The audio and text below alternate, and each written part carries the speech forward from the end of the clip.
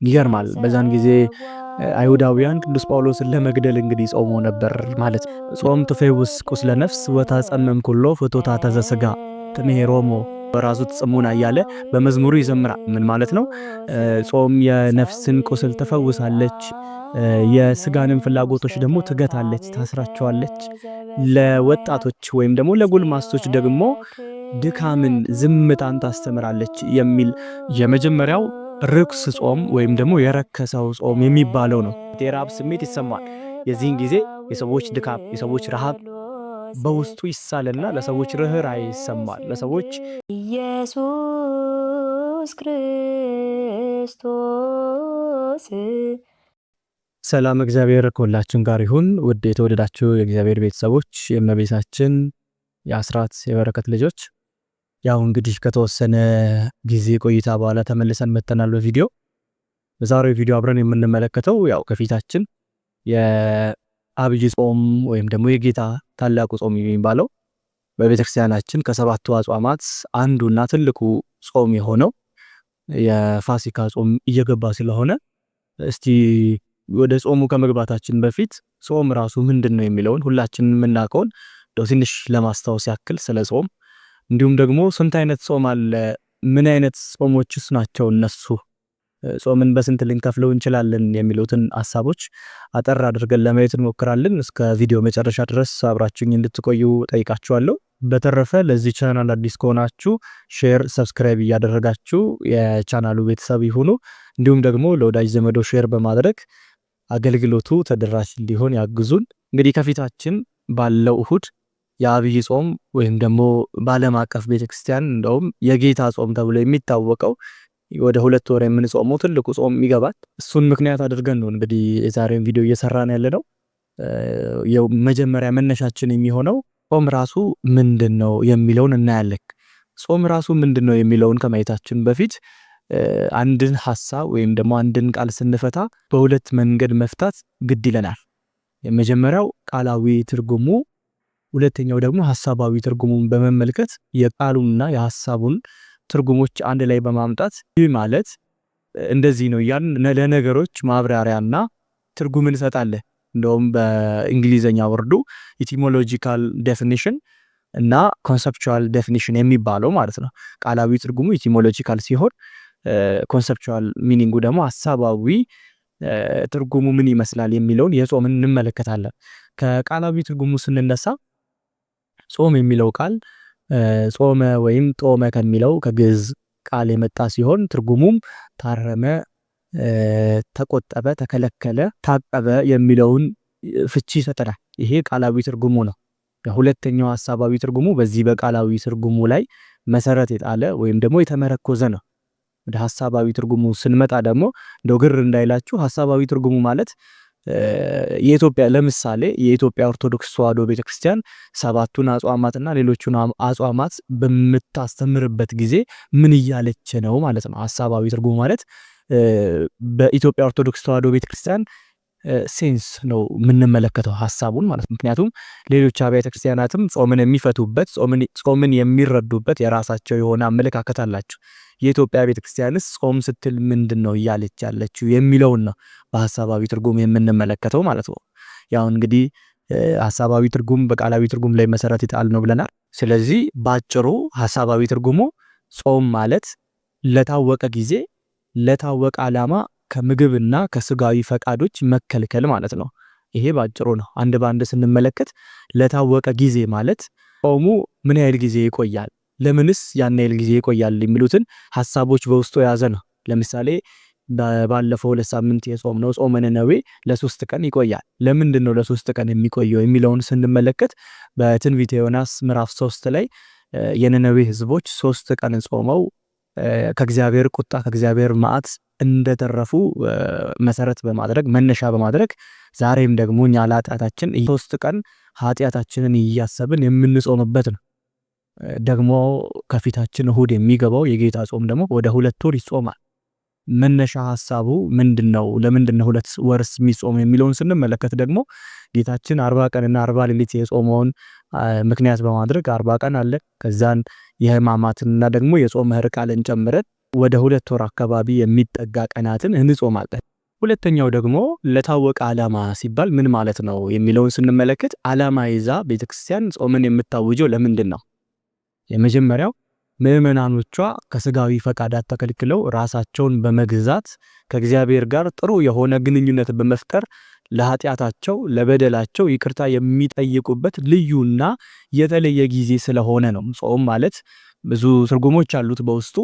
አንድ ሰው በሚጾምበት ጊዜ ከተለያዩ ነገሮች ከስጋዊ ነገሮች ከምግብ ከመጥፎ ከኃጢአት ነገሮች ይቆጠብና ከእግዚአብሔር ጋር በንጽህና እየተነጋገረ ከእግዚአብሔር ጋር ቅርበቱን እያሰፋ የሚያሳልፍበት ጊዜ ስለሆነ ዓላማው ምንድነው? አንደኛ ለበደሉ ይቅርታ የሚጠይቅበት የኃጢአት ስርየት የሚያገኝበት መንገድ ነው። ሁለተኛ መንፈሳዊ ህይወቱን የሚያድስበት የሚያጎለብትበት ነው ጾም ማለት። ስለዚህ ሐሳባዊ ትርጉሙ ይሄ ነው። ብዙ ጊዜ ከምንጠቀማቸው አገላለጾች አንዱ ጾም ማለት የስጋ ፈቃድን ለነፍስ ፈቃድ ማስገዛት፣ ስጋን በማድከም ነፍስ እንድትጎለብትና ነፍስ በሰውነታችን ላይ ትክክለኛውን ኃይል አግኝታ ለጌታችን ትእዛዝ እንድንታዘዝ የምታደርገን ስለሆነ የስጋን ኃይል ማዳከምና ለነፍስ መታዘዝ ነው። የጾም ትርጉሙ ከሐሳባዊና ከቃላዊ ትርጉሙ ይህንን ይመስላል። በዚህ መልኩ ጾምን ከተረጎምን ደግሞ ስለ ጾም ብዙ የተናገሩ ቅዱሳን አባቶች አሉ። ቅዱስ ያሬድ ስለ ጾም በዘመረው ዝማሬው ላይ ጾም ትፌውስ ቁስለ ነፍስ ወታጸምም ኩሎ ፍቶታተ ዘሥጋ ትምሄሮሞ በራሱ ጽሙና እያለ በመዝሙሩ ይዘምራል። ምን ማለት ነው? ጾም የነፍስን ቁስል ትፈውሳለች፣ የስጋንም ፍላጎቶች ደግሞ ትገታለች፣ ታስራቸዋለች። ለወጣቶች ወይም ደግሞ ለጎልማሶች ደግሞ ድካምን፣ ዝምታን ታስተምራለች የሚል መልእክትን ያዘለ ነው። እንግዲህ የስጋ ፈቃድ በጣም እያየለ ነፍስን በሚጫናት ጊዜ ነፍስ ትቆስላለች። ለተፈጠረችለት ዓላማ ወይም ደግሞ ለእግዚአብሔር ሕግ መገዛቷን ታቆማለች። ምክንያቱም ስጋ ከመጠን በላይ ከፍ እያለና ነፍስን የተጫናት ሲመጣ ማለት ነው። ምክንያቱም በፊዚክሱም በተለያዩ የሎጂክ ሳይንሶች መሃልም ባላንስ ሊባል ነገር አለ። ሁሉም ነገሮች በተፈጠሩበት መጠን ባላንስ ሆነው ካልተቀመጡ የተለያዩ ችግሮችን የተለያዩ በሽታዎችን እንደሚያስከትሉ እንዲሁም ደግሞ ስጋ ከተሰጠው መጠን በላይ አልፎ ነፍስን ሲጫን ነፍስ እየቆሰለች የሰው ልጅ በባህሪው እየጎሰቆለ ስለሚመጣ ለዛ ነው ቅዱስ ያሬድ ጾም ትፌውስ ቁስለ ነፍስ ያለው። በምንጾምበት ጊዜ ስጋችንን እናደክማለን።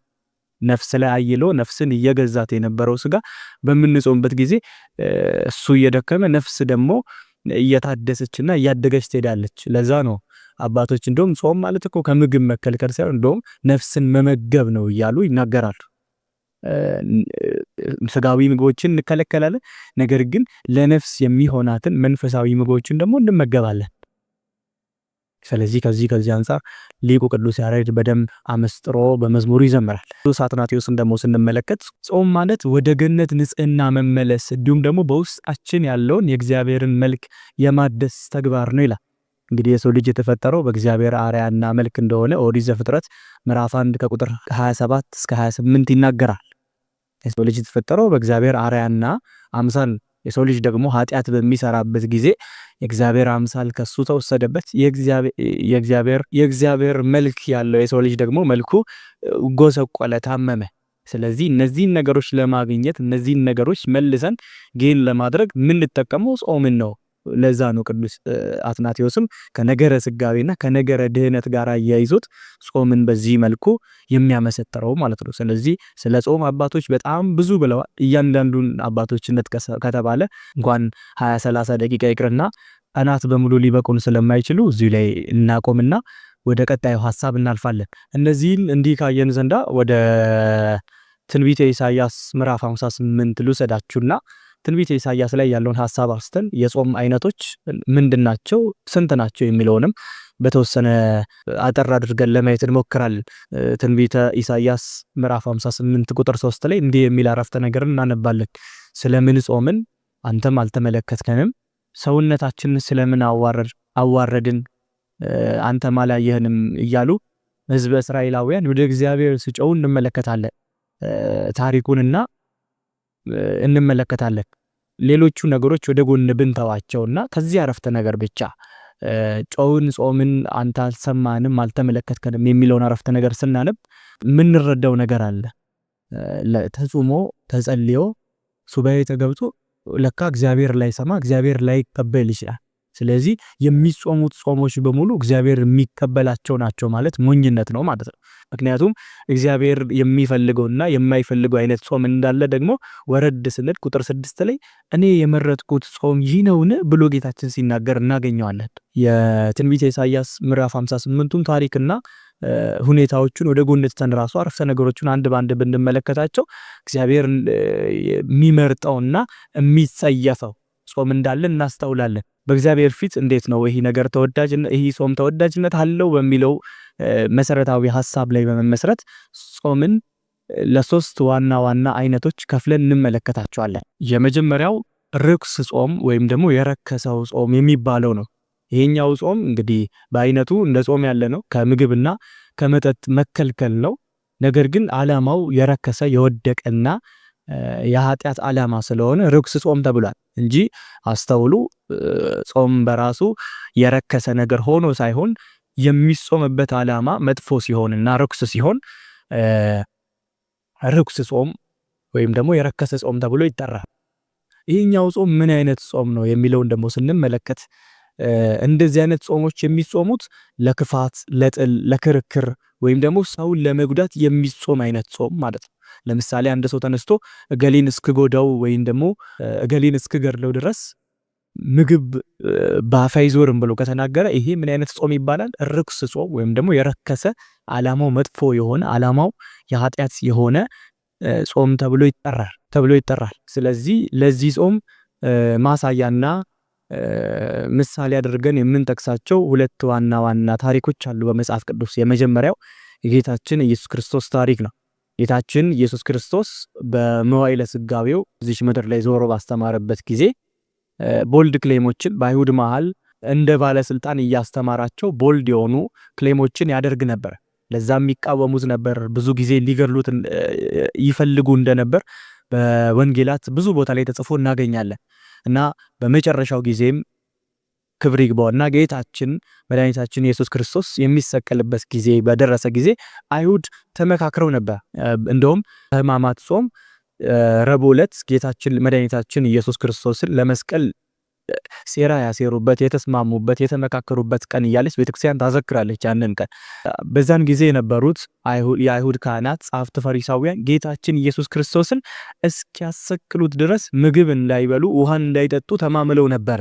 እስመ ተማከሩ ህቡረ ወአረዩ ላዕሌከ ተሰካተዩ ወተካሄዱ እያለ መዝሙረኛው ዳዊት አንድ ላይ በመሆን በአንተ ላይ አሴሩ፣ አንተ ላይ ተመካከሩ፣ አልኪዳንም ተገባቡ እያለ መዝሙረኛው ዳዊት በመዝሙር 82 በቅንፍ 83 ቁጥር 5 ላይ በትንቢት መነጽር አይቶ የዘመረው ነው። የቤተክርስቲያናችን ታላቅ አባት የሆነው አባ ጊዮርጊስ ዘጋስጫ ሰዓታት በተባለ ድርሰታቸው ላይ ማይበራነ አይሁድ ተመድበሉ ለሰቂለ አምላክ ተማሉ ክቡረ ንጉሰ ሰቀሉ ደሞ ላዕሌነ ወላዕለ ውሉድነ ይቤሉ። ማኅበራነ አይሁድ ተመድበሉ ለሰቂለ አምላክ ተማሉ ክቡረ ንጉሰ ሰቀሉ ደሞ ላዕሌነ ወላዕለ ውሉድነ ይቤሉ። የአይሁድ ማህበራት ተስማሙ፣ ተሰባሰቡና ተስማሙ ክቡር ቅዱስ የሆነውን ለመስቀልም ተማማሉ። ደሙ በእኛና በልጆቻችን ላይ ይሁን እያሉ ቅዱሱን ክርስቶስን ሰቀሉ እያለ እንግዲህ ቅዱስ አባታችን አባ ጊዮርጊስ ዘጋስጫ ሰዓታት በተባለ ድርሰታቸው ላይ በዚህ መልኩ በዛን ጊዜ የተከናወነውን ክስተት ሲገልጹት እናገኛለን። በሰው ሕይወት በሰው ሞት ላይ እንደሚጾሙና እንደሚማማሉ የምናውቀው የሐዋርያው ቅዱስ ጳውሎስን ታሪክ በሐዋርያት ሥራ ምዕራፍ 23 ቁጥር 12 ላይ በምናነብበት ጊዜ ነው። ቅዱስ ጳውሎስ እንግዲህ ወደ ክርስትና ከተመለሰ በኋላ ምርጡ ዕቃ ተብሎ ወንጌልን በብዙ ቦታ የሰበከ 14 መልእክታትን የጻፈ ታላቅ ሐዋርያ ነው። በሐዋርያት በአይሁድ መካከል ሳይፈራ በግልጥ እነሱ ያሉበት ቦታ እየሄደ ወንጌልን ይሰብክና ክርስቶስን ከፍ አድርጎ ይሰብክ ስለነበረ በዛን ጊዜ የነበሩት አይሁዳውያን ሊገድሉት እና እስኪገድሉትም ድረስ ደግሞ ምግብ ላለመብላት እንደተማማሉ በሐዋርያት ሥራ ምዕራፍ 23 ቁጥር 12 ላይ እንዲህ እናነባለን። በጠባም ጊዜ አይሁድ ጳውሎስን እስኪገድሉት ድረስ እንዳይበሉና እንዳይጠጡ በመሐላ ተስማሙ ይላል። ይገርማል። በዛን ጊዜ አይሁዳውያን ቅዱስ ጳውሎስን ለመግደል እንግዲህ ጾሞ ነበር ማለት ነው። ይሄ የረከሰውን ጾም በዚህ መልኩ ሳብራራላችሁ ምናልባት እንደዚህ የሚጾም ሰው አለ ልትሉ ትችላላችሁ ይህንን ቪዲዮ በምታዩበት ጊዜ። ነገር ግን ብዙዎቻችን ይህንን ጾም ስንጾምና እንደዚህ አይነት ጸሎቶችን ስንጸልይ እናገኛለን ራሳችንን። ለምሳሌ ጾሙን የተቀደሰውን የጌታን ጾም በፍቅር በትህትና ከጀመርን በኋላ ቂምን ይዘን በምንጾምበት ጊዜ በመሃል ያ ነገር ትዝ ቢለን ያ ሰው የበደለን ሰው ትዝ በሚለን ጊዜ ምን እናደርጋለን? እንደው ጌታው ይሄ ጾም ሳያልቀኝ ሰው በቃ እንደዚሁ ተውከው ብለን በምንጸልይበት ጊዜ የተቀደሰውን ጾም ወደ እርኩስ ጾም ወይም ደግሞ ወደ ረከሰ ጾም እየቀየር ነው ማለት ነው። በመሃል ራሱን እናቀለ እገሌንማ ልኩን እስከማስገባው ድረስ ምግብ በአፋ ይዞርም አልቀምስም እያሉ የሚምሉ ሰዎች አሉ። ስለዚህ እነዚህ አይነት ሰዎች እየጾሙ ያሉት ይሄን የረከሰውን ጾም ነው። በእግዚአብሔር ፊት አጸያፊ የሆነው በእግዚአብሔር ፊት ኃጢአት የሆነውን ጾም ነው እየጾሙ ያሉት ማለት ነው። ለዛ ነው ቤተክርስቲያናችንም ምናልባት እንኳን ያው የሰይጣን ፈተናው አይታወቅም በእንደዚህ አይነት ነገር እንዳይፈተኑ ስትል ጾም ከመግባቱ በፊት ይቅር እንድንባባል በውስጣችን የያዝነውን ቂምና በቀል ይቅር ተባብለን በንጹህ ልቦና ራሳችንን ዝቅ አድርገን ቅዱሱን ጾም እንድንጾም ታበረታታናለች፣ ትመክረናለች። ሀገራችንም ደግሞ አባባል አለ፣ ሳል ይዞ ስርቆት ቂም ይዞ ጸሎት ለቅጽበት እንደሚባለው ቅዱሱን ጾም ጀምረን ራሱ ወደዚህ ወደ ረከሰው ጾም ልንገባና በረከት ጸጋን ከጾም ጸሎት ስንጠብቅ በተቃራኒው መጥፎ ነገር ሊደርስብንና እርግማንን ልናገኝ ራሱ እንችላለን ማለት ነው። ስለዚህ የመጀመሪያው ርኩስ ጾም ወይም ደግሞ የረከሰው ጾም የሚባለው እንዲህ ያለው ለመጥፎ ዓላማ የሚጾም ጾም ነው ማለት ነው። ሁለተኛው ጾም የሚባለው ስጋዊ ወይም ተራ ዋጋ ቢስ የሚባለው ጾም ነው። ይሄኛው ጾም እንግዲህ ተራና ዋጋ ቢስ ወይም ስጋዊ ጾም ያስባለው ዓላማውም የሰው ልጅ ውፍረት ለመቀነስ ወይም ውበቱን ሼፑን ለመጠበቅ ከምግብ ራሱን ይቆጥባል። ይህም ጾም ነው። ጾም መከልከልና መቆጠብ ስለሆነ ማለት ነው ቃላዊ ትርጉሙ። እንደዚህ አይነት ጾም አለ። ይህኛው ጾም እርግጥ ነው ኃጢአት አይደለም፣ ነገር ግን መንፈሳዊ ወይም ዘላለማዊ የሆነ ዋጋ ግን የለው። ራስን መጠበቅ ጤናን መጠበቅ መልካም ነው፣ ነገር ግን ዘላለማዊ ዋጋ ወይም ደግሞ እንደ ቅዱሱ ጾም ሽልማት የሚያሰጥ በረከት ያለው ጾም አይደለም። ዓላማውም ስጋን መጠበቅ ወይም ደግሞ ውበትን መጠበቅ ላይ ያተኮረ ነው እንጂ ዘላለማዊ ሕይወትን በመናፈቅ ላይ ያተኮረ ስላልሆነ እንደ ቅዱሱ ጾም ዋጋ የሚሰጠው ወይም ደግሞ ተራ የሆነ ጾም ነው ማለት ነው። ነገር ግን የራስን ጤና መጠበቅ መልካም ነውና ከሱ አንፃር መልካም ሊሆን ይችላል። ቅዱስ ጳውሎስ ለጢሞቴዎስ በላከው በአንደኛ መልእክቱ ምዕራፍ 4 ቁጥር 8 ላይ ለክርስትና ልጁ ለጢሞቴዎስ ተመሳሳይ ሐሳብን አንስቶ ሲያብራራ እናገኛለን። ሰውነትን ለስጋ ነገር ማስለመድ ለጥቂት ይጠቅማልና እግዚአብሔርን መምሰል ግን የአሁንና የሚመጣው ሕይወት ተስፋ ስላለው ለነገር ሁሉ ይጠቅማል ይላል። ስለዚህ ሰውነትን ለስጋዊ ነገር ሰውነትን ማስለመድ ማለት ይሄ ስጋዊ ጾምን መጾም ማለት ነው። ለውበታችን ለሼፓችን ኦር ደግሞ ለጤናችን ብለን የምንጾመው ጾም ለጥቂት ጊዜ አሁን በዚህ ምድር ላይ እስካለን ድረስ ይጠቅመናል። ነገር ግን ዘላለማዊ የሆነ ጥቅም የለው። ዘላለማዊ ጥቅም ያለው ግን እግዚአብሔርን መምሰል ወይም ቅዱሱን ጾም መጾም ነው እያለ ቅዱስ ጳውሎስ ለጢሞቴዎስ በላከው መልእክቱ በዚህ መልኩ ሲያብራራ እናገኛለን። ስለዚህ በራሱ ኃጢአት አይደለም፣ መጾምም ኃጢአት አይደለም። ይሄኛው ስጋዊ ጾም የሚባለው መጾም ኃጢአት አይደለም፣ ነገር ግን ዘላለማዊ ወይም መንፈሳዊ ዋጋ የለውም የሚለው ስር ይሰመረበት። ሶስተኛውና የመጨረሻው የጾም አይነት ቅዱስ ጾም ወይም የተቀደሰው ጾም የሚባለው ነው። ለዚህኛው ጾም መገለጫ የሚሆነው ትንቢተ ኢሳይያስ ምዕራፍ 58 ከቁጥር 6 ላይ ያለው የእግዚአብሔር መልእክትን እንዲህ ይላል ቃሉ፣ እኔስ የመረጥኩት ጾም ይህ አይደለምን? የበደልን እስራት ትፈቱ ዘንድ፣ የቀንበርንስ ጠፍር ትለቁ ዘንድ፣ የተገፉትንስ አርነት ትሰዱ ዘንድ፣ ቀንበሩንስ ሁሉ ተሰብሩ ዘንድ አይደለምን? እያለ ጌታችን ይጠይቃል። እስራኤላውያን እንግዲህ በምዕራፍ 58 በትንቢተ ኢሳይያስ ምዕራፍ 58 ላይ ለምን አልሰማንም ራሳችን አዋረድን ጾምን እያሉ በሚጠይቁበት ጊዜ እግዚአብሔር መልሳቸውን እየሰጣቸው እኔ የመረጥኩት ጾም የበደልን እስራት ትፈቱ፣ የተገፉትን አርነት እንድታወጡ፣ የቀንበርን ጠፍር ትለቁ ዘንድ አይደለምን? እናንተ ግን በጾማችሁ ቀን የስጋ ፈቃዳችሁን ታደርጋላችሁ እያለ ጌታችን ሲገስጻቸው እናገኛለን። ስለዚህ ቅዱሱ ጾም ማለት ይህ ነው ባጭሩ። በአይነቱ ከሁለቱ አጽዋማት ይለያል። ሁለቱ አጽዋማት ከምግብና ከመጠጥ መከልከል ነው። ይሄኛው ጾም ግን ከምግብና ከመጠጥ መከልከል ሆኖ በተጨማሪ ከኃጢአትና ከተለያዩ ስራዎች ራስን ማግለል ነው ጾም ማለት። ጾም ማለት ከምግብ ብቻ መጠቀም ሳይሆን ከኃጢአትም ከተለያዩ ሐሜት ልንላቸው እንችላለን ከተለያዩ ነገሮች ራስን መቆጠብ ማለት መታቀብ የሚለውን ትርጉም ራስን ማቀብ ወይም መቆጠብ ማለት ዓላማው ምንድነው የሚለውን ስንመለከት አንድ ሰው ስጋዊ ፈቃዱን ለነፍስ ፈቃዱ በማስገዛት ራሱን ዝቅ አድርጎ ከዚህ በፊት ለሰራው ኃጢአት ከዚህ በፊት ለበደለው በደል እግዚአብሔርን ይቅርታ እየጠየቀ የሚማጸንበት የኃጢአት ስርየት ለማግኘት የሚተጋበት ዓላማ አድርጎ የሚጾመው ጾም ቅዱሱ ጾም ወይም ደግሞ የተቀደሰ ጾም ነው።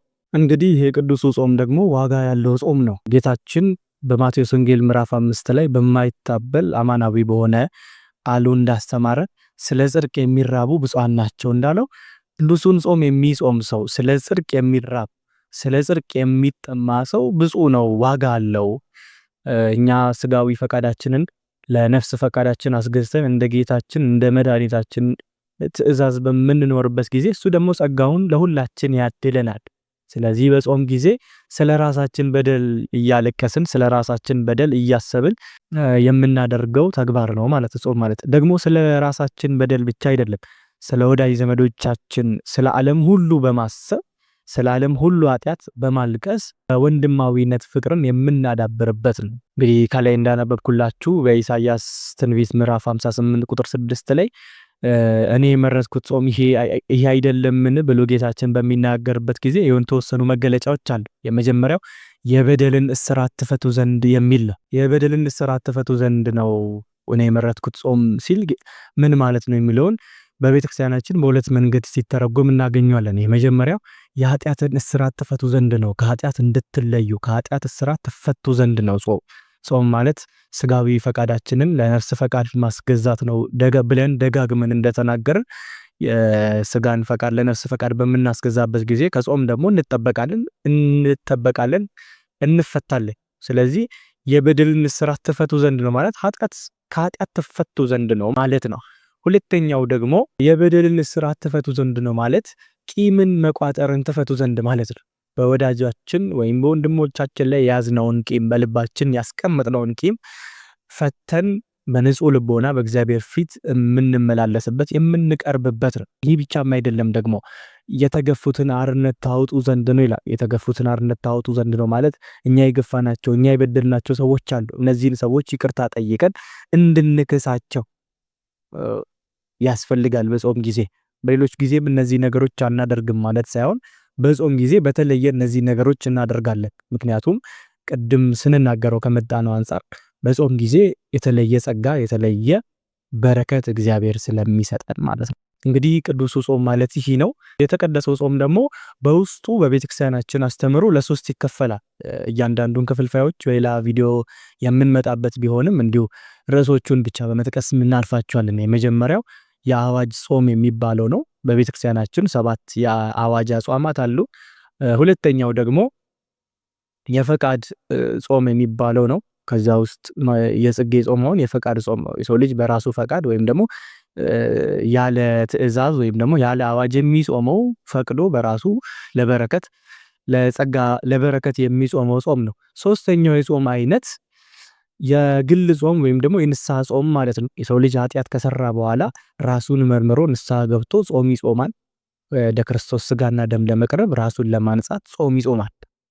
ስለዚህ ይህኛው ጾም ደግሞ የንስሐ ወይም የፈቃድ ጾም ይባላል። እነዚህን ጾሞች በምንጾምበት ጊዜ ከአዋጅ ጾምም ወይም ደግሞ ከፈቃድ ጾምም ውጪ በሆነ ጊዜ መጾም ያለብን። አንዳንድ ጊዜ ብዙ ሰው ልክ አብይ ጾም ሊገባ ሲል ንስሐ ገብቶ አንድ ላይ የንስሐ ጾሙንና የአብይ ጾምን አንድ ላይ ይጾማል። ይሄ ግን ትክክል አይደለም። በቤተክርስቲያናችን የአዋጅና የፈቃድ አጽዋማት ውጪ ሶስተኛ የንስሐ ጾም ስላለ እሱም የራሱ የሆነ ጊዜ አለ። ስለዚህ የንስሐ ጾም የሚጾመው ጾም ባልተከለከለበት ጊዜ ብቻ ነው እንጂ በአዋጅ ጾምም ሆነ በፈቃድ ጾም እንዲሁም ደግሞ ጾም በተከለከለበት ለምሳሌ ከፋሲካ ጾም በኋላ እስከ ጰራቅሊጦስ ባሉት ጊዜያት ጾምም ስግደትም የተከለከሉበት መጾምም ሆነ መስገድ ስለማይቻል በዛ ጊዜ አይጾምም። ከዛ ውጪ ከነዚህ ሶስቱ ጊዜያት ውጪ ግን የንስሐ ጾማችንን የንስሐ ስግደታችንን እየሰገድን ለራሳችን ኃጢአት እናለቅሳለን ማለት ነው። በአጠቃላይ ጾም ይህንን ይመስላል። የጾም አይነቶችም እነዚህ ይመስላሉ።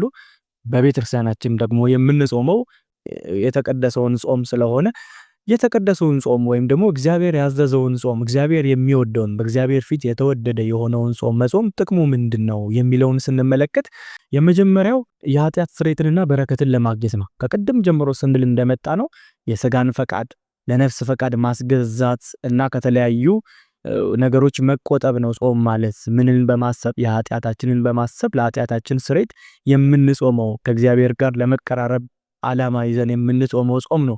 እንዳልነው ሁሉ ከዚህ በፊት ለበደልነው በደል እግዚአብሔርን ይቅርታ እየጠየቅን የኃጢአት ስርየት ለማግኘት እንተጋለን። ደግሞም ጾሙን በምንጾምበት ጊዜ መልካም ስራዎችን በምንሰራበት ጊዜ ደግሞ በረከትን እንዳገኛለን። ማቴዎስ ወንጌል ምዕራፍ 5 ላይ ጌታችን እንደተናገረው ማለት ነው። ሁለተኛው ተመሳሳይ ሐሳብ ነው። ያው ቅድም በደንብ ስላብራራ ነው። አሁን እንደው ሐሳቡን ብቻ ገለጽ አድርጎ ለማለፍ ነው። የሥጋን ፈቃድ ለነፍስ ፈቃድ ማስገዛት ነው። ቪዲዮ መጀመሪያ ላይ እንደተናገርነው በዚህ ዓለም ላይ ያሉት ነገሮች ሁሉ ባላንስድ ሆነው ነው የተፈጠሩት። ሥጋና ነፍስ የተለያዩ ነገሮች እና አንዱ ከአንዱ በሚበልጥበት ጊዜ ችግሮች፣ በሽታዎች ይከሰታሉ። ስለዚህ የሥጋ ፈቃድ ከፍ ሲል የነፍስ ፈቃድ ዝቅ እያለ ነፍስ እየቆሰለች ትመጣለች። በጾም ጊዜ ግን እነዚህ ነገሮች ባላንስ እያደረገ ከኃጢአትና ከተለያዩ ነገሮች ከጉስቁልና የምንድንበት መንገድ የምናገኘው ጥቅም ነው ማለት ነው። ሶስተኛው የምናገኘው ጥቅም መንፈሳዊ እድገትን እንጨምራለን። በሌላ ጊዜ መንፈሳዊ እድገቶች አሉ፣ ነገር ግን በጾም ጊዜ ደግሞ በጣም ስፒድ አፕ የሆነ መንፈሳዊ እድገትን እናገኛለን። ሶስቱ መጽሐፍ መነኮሳት አንዱ የሆነው ማር ይስሐቅ የተባለው የቤተክርስቲያናችን መጽሐፍ ጾምን በዚህ መልኩ ይፈተዋል። ጾም ማለት ይልና እማ ለጸሎት ይላታል፣ የጸሎት እናት ናት ይላል። ወእህታ ለአርመሞ ወንቃ ለአንብዕ ይላል፣ የእንባ ምንጭ ናት ይላል። እያንዳንዱን አንድ ባንድ በምንመለከትበት ጊዜ ጾምን እማ ለጸሎት ብሎ የገለጸው የሚለውን ስንመለከት ብዙዎቻችን በዘውትር ጊዜ ወይም ደግሞ ጾም በሌለበት ጊዜ የዘውትር ጸሎታችን በቀን የምናደርሰውን ጸሎት ራሱ የምናስታጉልበት ጊዜ ይኖራል። ነገር ግን በጾም ጊዜ ግን ብዙዎቻችን ቤተክርስቲያን እንመላለሳለን፣ ኃጢአታችንን እናለቅሳለን። ስለዚህ ዘውትር ጸሎት እንጸልያለን ማለት ነው። ጾም ካለ ጸሎት አለ። ስለዚህ ጾም የጸሎት እናት ናት ብሎ በዚህ መልኩ ያስቀምጣል መጽሐፉ። ደግሞ ወእህታ ለአርመሞ ይላል። የሰው ልጅ የፈቃደ ሥጋውን ለፈቃድ ነፍሱ በሚያስገዛበት ጊዜ ነፍስ ትክክለኛ የሆነውን ጉልበቷን በምታገኝበት ጊዜ ሰው ወደ ውስጡ ያዳምጣል። ዓለምን ከማዳመጥ ውስጡን ወደ ማዳመጥ ይመጣል። የዚህን ጊዜ ዝም ይላል። በጾም ጊዜ ለዛ ነው ብዙ ሰዎች ዝም ይላሉ፣ ትሁት ይሆናሉ። እነዚህ ነገሮች እንኳን ባይኖሩ ራሱ ረሃቡ ራሱ ዝም ያስብላል። የሰው ልጅ ደግሞ ዝም በሚልበት ጊዜ ከነቢብ ኃጢአት ይቆጠባል። መንፈሳዊ እድገቱም በዛው ልክ እየጨመረ ይመጣል ማለት ነው። ወንቃ ለአንብዕ ይላል። በጾም ጊዜ ብዙ ነገሮች ውስጣችን ይነኩናል። የጌታን ስቅላቱን በምንሰማበት ጊዜ እናለቅሳለን። ቅዳሴ በምናስቀድስበት ጊዜ ዘላለማዊ ሕይወት እየናፈቅን እናስቀድሳለን። ወንጌል በምንማርበት ጊዜ ውስጣችን ሰርስሮ ይገባና በጾም ጊዜ እስኪያስለቅሰን ይደርሳል። ለዛ ነው ወንቃ ለአንብዕ የእንባ ምንጭ ነው ጾም ብሎ ማር ይስሐቅ የተባለው መጽሐፍ በዚህ መልኩ የሚያስረዳው ጾም። ስለዚህ መንፈሳዊ እድገትን በጾም ጊዜ የበለጠ እናገኛለን ማለት ነው። አራተኛውና የመጨረሻው ርህራሄንና ማህበራዊ ተዛምዶን እናዳብርበታለን በጾም። ርህራሄን እንዴት ነው የምናዳብረው የሚለውን ስንመለከት የሰው ልጅ በሚጾምበት ጊዜ በእጅግ በጣም ብርቱ ሰው በሚጾምበት ጊዜ ይደክመዋል። የድካም ስሜት፣ የረሃብ ስሜት ይሰማል። የዚህን ጊዜ የሰዎች ድካም፣ የሰዎች ረሃብ በውስጡ ይሳልና ለሰዎች ርህራሄ ይሰማል፣ ለሰዎች ፍቅር ይሰጣል። ርህራሄንና ማህበራዊ ተዛምዶን ደግሞ በዚህ መልኩ እያሰፋና እያዳበርን እንመጣለን ማለት ነው። ለዛ ነው ቅዱስ ያሬድ ስለ ጾም በዘመረው ዝማሬ ላይ ተሜህሮሞ ለወራዙት ጽሞና ይላል። ለጎልማሶች ለጉልበተኞች ጽሞናንና ድካምን ታስተምራለች እያለ የሚገልጸው ከዚህ አንጻር ነው ማለት ነው። በዛሬው ቪዲዮ ስለ ጾም ይሄን ያህል ተመልክተናል። በሚቀጥሉት ቪዲዮዎች እስከምንገናኝ ድረስ ቸር ሰንብቱልኝ። ጾሙ የበረከት የሰላም የፍቅር እንዲሆንልን የእግዚአብሔር የአባታችን መልካም ፈቃድ ይሆንልን። ሰላም እግዚአብሔር ከሁላችን ጋር ይሁን።